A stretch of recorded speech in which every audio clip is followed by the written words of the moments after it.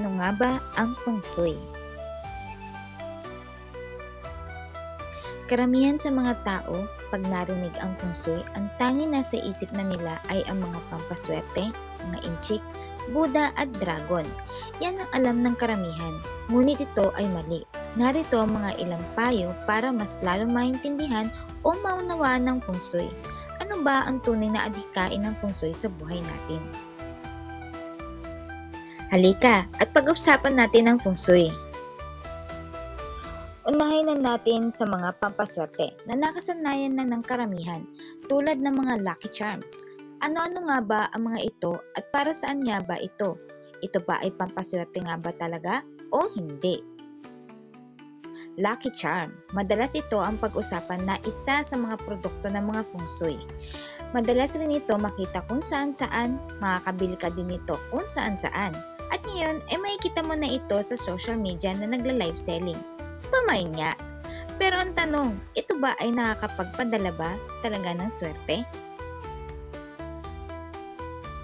Isa sa mga kinagigiliwan ng mga tao ay ang mga lucky bracelet.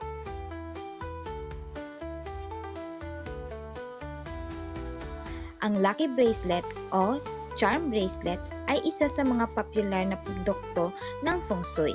Ngunit paano mo ba malalaman kung ang iyong binili o sinusuot ay legit o epektibo?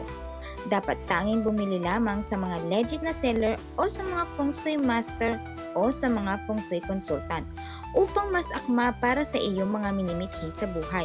Dahil ang mga charms na isinusuot ng isang tao ay binabase ng isang Feng Shui master sa kapanganakan ng taong gustong magkaroon nito. Ito ay may mga tamang proseso o pagbe-bless upang ito ay maging epektibo.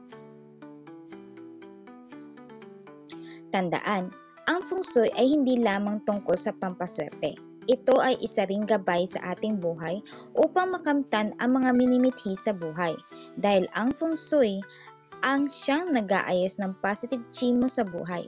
Ang gabay na binibigay ng Feng Shui ay para maging magaan ang iyong kinabukasan. Isang paalala, hindi lahat ng kasipagan sa buhay ay gumiginhawa. Minsan kailangan din itong mahaluan ng swerte upang makamtan ng mga pangarap.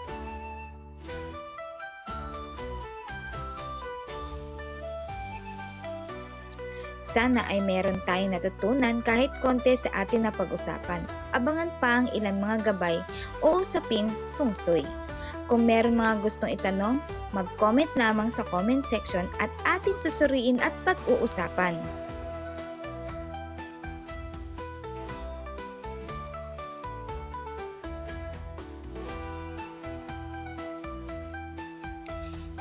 Dito lang sa